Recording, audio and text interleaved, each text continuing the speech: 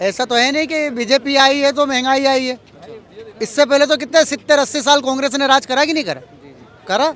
ठीक है, इनको तो आए कितना साल हो, 10-15 साल। पहले इतना सारा करप्शन था ना भाई, जिसका कोई हिसाब नहीं। बीजेपी आई है ना, बीजेपी सबको ठीक कर रही है। मोदी जी ने अभी 2 पिछले सेशन चलाए हैं और बहुत अच्छा काम कर रहे हैं और देश में अच्छा माहौल बनाया है, अंतर्राष्ट्रीय स्तर पर अच्छी देश की शान बनाई है। तो मेरे विचार से तो मोदी जी आने चाहिए। क्या कह रहे थे आप, बताइए। बोल रहा हूँ भैया, ऐसा तो है नहीं कि बीजेपी आई है तो महंगाई आई है। इससे पहले तो कितने 70-80 साल कांग्रेस ने राज करा कि नहीं करा? करा। ठीक है, इनको तो आए कितना साल हो, 10-15 साल।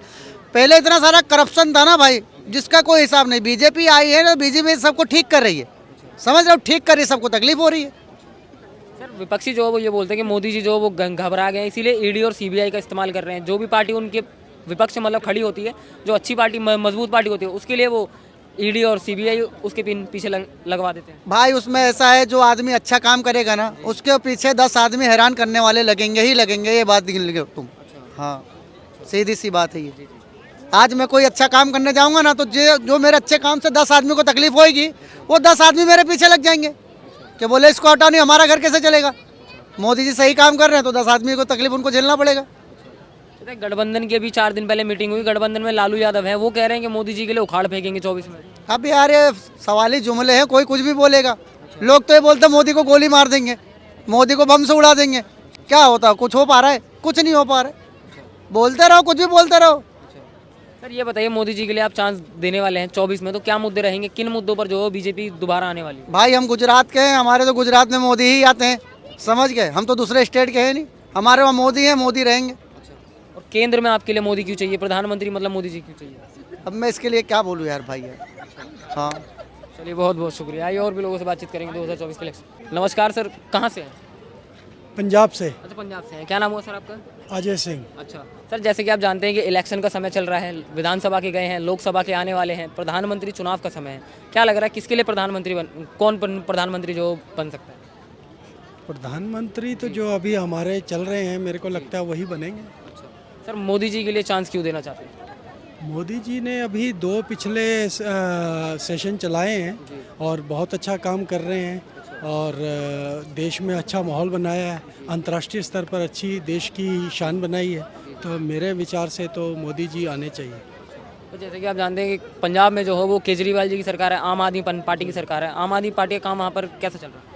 आम आदमी पार्टी कर रही है काम, लेकिन अभी समय लगेगा। अभी उनको पूरी भारत प्रदेश की पार्टी बनने में समय लगेगा। काम तो वो कर रहे हैं, लेकिन पंजाब के जो काम को देखते हुए उनको पूरे राष्ट्र में ऐसा मिलेगा, मुझे नहीं लगता है। सर, अरविंद केजरीवाल जो है उनके पास में ईडी का नोटिस आया था, 21 तारीख को पेशी थी, वो नहीं गए। अब 3 तारीख को उनकी दोबारा पेशी है। क्या लग रहा है, अरविंद केजरीवाल जी बहाना देंगे या इस बार जाना पड़ेगा? ये तो देखिए, मुझे नहीं मालूम कि उनको नोटिस मिला है कि नहीं मिला और वो क्यों नहीं गए और दोबारा मिलेगा तो अगर वो एक अच्छे नागरिक हैं, नेता हैं, तो उन्हें ज़रूर जाना चाहिए, अपना पक्ष रखना चाहिए। सर ये बताइए कि अभी गठबंधन ने जो है वो चौथी मीटिंग करी है, जो दिल्ली में थी। केजरीवाल भी उसी का हिस्सा है, कांग्रेस भी उसी का हिस्सा है, बिहार से नीतीश कुमार जी भी उसी का हिस्सा है। क्या लग रहा है इस मीटिंग का जो है वो इलेक्शन पर कितना प्रभाव जो पड़ने वाला है? आम जनता के लिए तो यही दिख रहा है कि एक अभी जो सत्ता पक्ष है और एक विपक्ष पक्ष है। तो विपक्ष पक्ष क्योंकि अब एक पार्टी से तो हो नहीं सकता, इसलिए सारी पार्टियां मिलकर एक विपक्ष बना रही हैं। विपक्ष मजबूत भी होना चाहिए और अगर वो कुछ अच्छा देश के लिए करना चाहते हैं तो उनका भी स्वागत है। बाकी तो देश बताएगा, जब चुनाव होंगे तो नतीजा सबके सामने आ जाएगा। सर, सारा गठबंधन यही बोलता है कि मोदी जी जो है वो अन्याय कर रहे हैं देश के साथ में, युवाओं के साथ अन्याय कर रहे हैं, महिलाओं के साथ अन्याय कर रहे हैं। सरकार बदलना बहुत ज़रूरी है। नहीं, बदलाव तो चाहिए।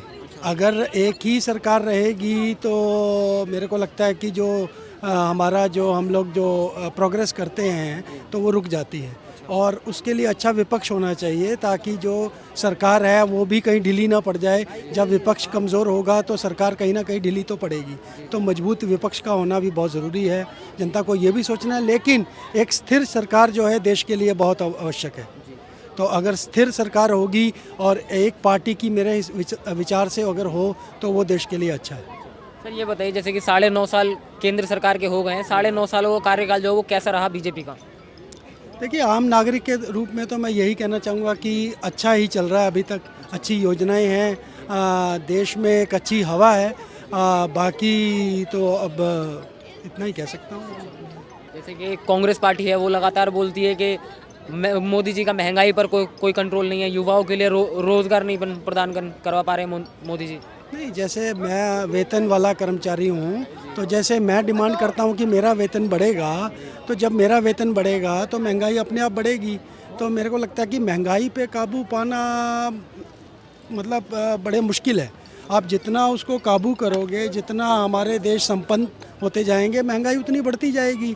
तो महंगाई का रोना वो बात नहीं है, ये चीज़ें जो हैं सारी जनता तक पहुँचें, सुविधाएं पहुँचें, ये बहुत ज़रूरी है। महंगाई उतना बड़ा इशू नहीं है।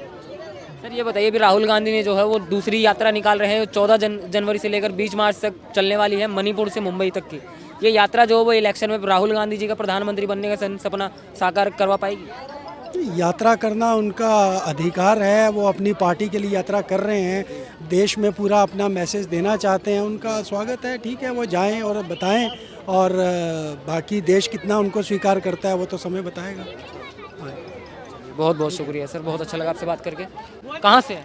दिल्ली से ही। अच्छा, दिल्ली से हैं। क्या नाम हुआ आपका? राकेश। अच्छा राकेश जी, इलेक्शन का माहौल चल रहा है, जैसे कि आप जानते हैं विधानसभा के गए, लोकसभा के आने वाले हैं, क्या माहौल लग रहा है, किसकी सरकार बनने वाली है? मोदी की बनेगी और किसकी बनेगी? सर मोदी जी के लिए क्यों चांस देना चाहते हैं? और किसे चांस दे बताओ? आपके पास इतने सारे ऑप्शन है, इंडी गठबंधन बना हुआ है जो कह रहा है कि 24 में मोदी जी के लिए उखाड़ फेंकेंगे, बीजेपी के लिए जो है वो उखाड़ फेंकेंगे। अब देखते हैं क्या होता है, पब्लिक का कोई भरोसा तो है नहीं किस तरफ को हो जाए। वो विपक्षी जो बोलते हैं कि 9.5 सालों में जनता बड़ी परेशान है मोदी जी से, आपको भी लगता है कि जनता परेशान है? तो परेशान तो है, अंदर की बात तो वो बताते ही नहीं है। जैसे कि जनता परेशान है, जैसे कि महंगाई से गरीब आदमी परेशान है, बेरोजगारी से युवा परेशान है, आपको भी लगता है कि बेरोजगारी और महंगाई चरम सीमा पर है जब से बीजेपी आई है? रोजगार तो दिए ही नहीं है, रोजगार तो देते ही नहीं है वो। हाँ, बस मंदिर बस मंदिर चाहिए बस, और कुछ नहीं, ना कॉलेज ना हॉस्पिटल, कुछ नहीं, सिर्फ मंदिर। ये बताइए, रोजगार थोड़ी मिलता है, मंदिरों से रोजगार मिलता है। मंदिर बनवाकर उन्होंने सही नहीं किया, सही नहीं किया मंदिर बनवाकर। मंदिर अपनी जगह है, और जो कॉलेज वगैरह बनने चाहिए ना, वो एजुकेशन का तो जीरो है बिल्कुल, बस। तो आपके लिए कौन उम्मीदवार सही लगता है जो जनता के जो मुद्दे हैं उन पर खरा उतरेगा? नहीं, उम्मीदवार तो खैर अब देखते हैं, अभी तो टाइम है। जैसे कि 28 दल हैं इंडी गठबंधन में, किसके लिए आप चांस मतलब प्रधानमंत्री के लायक समझते हैं? हम तो सोचते हैं कि एक बार राहुल गांधी को आ जाना चाहिए। तो आपको लगता है कि राहुल गांधी जो है बेटर ऑप्शन हो सकते हैं? हाँ। अच्छा सर, राहुल गांधी अगर जीत भी जाते हैं तो वो इंडी गठबंधन के साथ है, क्या गठबंधन उनके लिए चांस देगा, प्रधानमंत्री का चेहरा उनके लिए बनाएगा? जरूरी नहीं है कि गठबंधन में ही आए, वो उनकी सीटें आ सकती हैं, अभी आधे से ज़्यादा आगे तो बहुमत आ जाएगा ना। जैसे कि अभी विधानसभा के चुनाव गए तो 3 राज्यों में तो आपने देखा कि कांग्रेस के लिए मुंह की खानी पड़ी। विधानसभा एक अलग है और लोकसभा अलग है। लोकसभा का प्रधानमंत्री बनता है, विधानसभा का अलग अलग राज्यों की सरकार बनती है।